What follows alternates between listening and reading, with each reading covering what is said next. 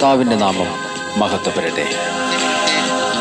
Faith വോയിസിലേക്ക് എല്ലാവരെയും ഞങ്ങൾ സ്വാഗതം ചെയ്യുന്നു. ജോഷുവയുടെ പുസ്തകം 7-ാം അധ്യായം 12-ാം തിരുവചനം ഇങ്ങനെ വ്യക്തമാക്കുന്നു: നിങ്ങൾ എടുത്ത നിശ്ചിത വസ്തുക്കൾ നശിപ്പിക്കുന്നില്ലെങ്കിൽ ഞാൻ ഇനി നിങ്ങളോട് കൂടെ ഉണ്ടായിരിക്കുകയില്ല. ക്രിസ്തുവിൽ ഏറ്റവും സ്നേഹമുള്ളവരെ, നമ്മുടെ ജീവിതത്തിൽ ഏതെങ്കിലും ദൈവത്തിന് ഇഷ്ടമില്ലാത്ത നിശ്ചിത വസ്തുക്കൾ ഉണ്ടെങ്കിൽ അതിനെ എടുത്തു മാറ്റുക.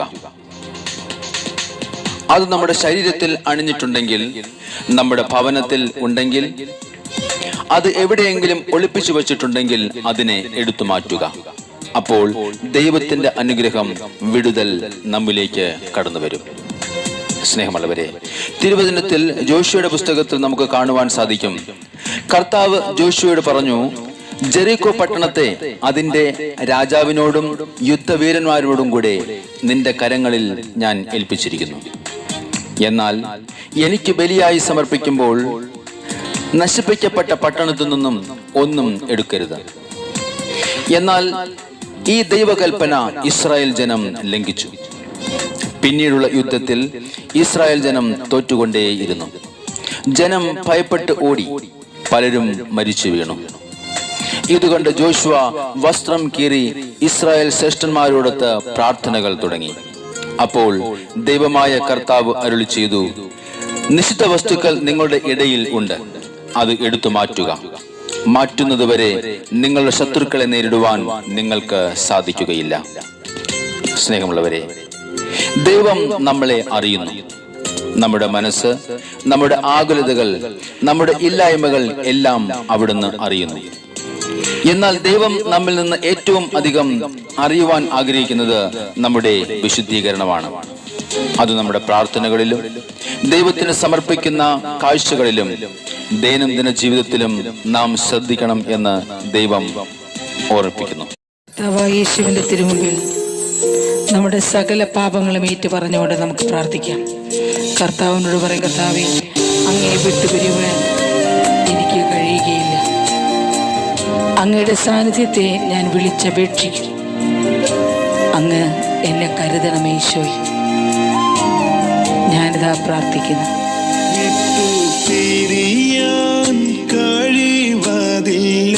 ഓ എൻ്റെ ഈശോയെ, സാന്നിധ്യം അറിഞ്ഞിടുമ്പോൾ മറന്നിരിപ്പാൻ കഴിവതില്ലേ? അക്കരുതൽ നിനച്ചിടുമ്പോൾ വിട്ടു പിരിയാൻ കഴിവതില്ലേ? സാന്നിധ്യം അറിഞ്ഞിടുമ്പോൾ മറന്നിരിപ്പാൻ കഴിവതില്ലേ? അക്കരുതൽ നിനച്ചിടുമ്പോൾ.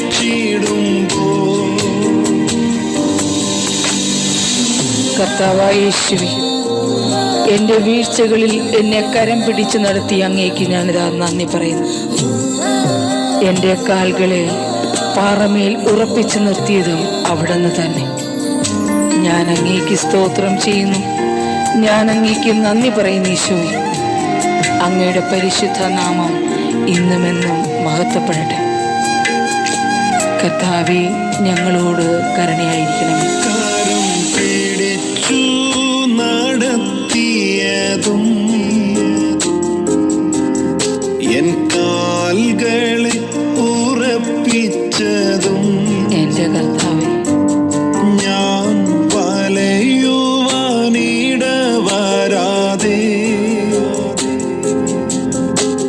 വലയമായി നടത്തിയതും കരം പിടിച്ചു നടത്തിയതും എൻ കാൽകളെ ഉറപ്പിച്ചതും ഞാൻ വലയുവാനിടവരാതെ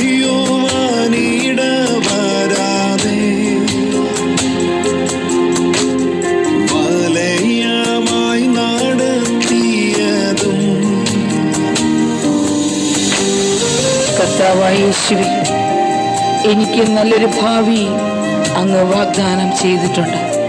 ഞാൻ പ്രത്യാശിക്കുന്നു എൻ്റെ ദൈവമേ, ഞാൻ അങ്ങേക്ക് നന്ദി പറയുന്നു. ഞങ്ങളെ അനുഗ്രഹിക്കുന്ന അങ്ങയുടെ വലിയ കൃപയ്ക്ക് സ്തോത്രം ചെയ്യുന്നു. കൽപ്പിച്ചതും എൻ ഭാവിക്കായൊരുക്കിയതും എൻ കരത്തിൽ നൽകിയതും എൻ്റെ യേശുവേ, അതിശയം അതിശയമേ, എനിക്കായി കൽപ്പിച്ചതും എൻ ഭാവിക്കായൊരുക്കിയതും എൻ കരത്തിൽ നൽകിയതും അതിശയം അതിശയമേ. കർത്താവായ യേശുവേ, അങ്ങേ കാത്തിരിക്കുന്ന ഞങ്ങൾ പൂർണ്ണ ഹൃദയത്തോടെ അങ്ങേ സ്തുതിക്കുവാനും ആരാധിക്കുവാനും കർത്താവെ ഇടയാക്കണമേ. ഞങ്ങളെ സഹായിക്കണമേ. ഒരുക്കും ഭവനമുണ്ട്, കൈപ്പണിയല്ലാത്ത ഭവനം. ആ ഭവനത്തിൽ ഞാനും പോയിടും, എൻ പ്രിയനോടൊത്തു വാണിടും.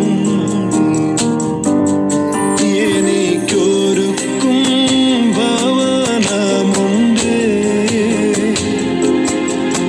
കൈപ്പണിയല്ലാത്ത ഭവനം. ആ ഭവനത്തിൽ ഞാനും പോയിടും, എൻ പ്രിയനോടൊത്തു വാണിടും.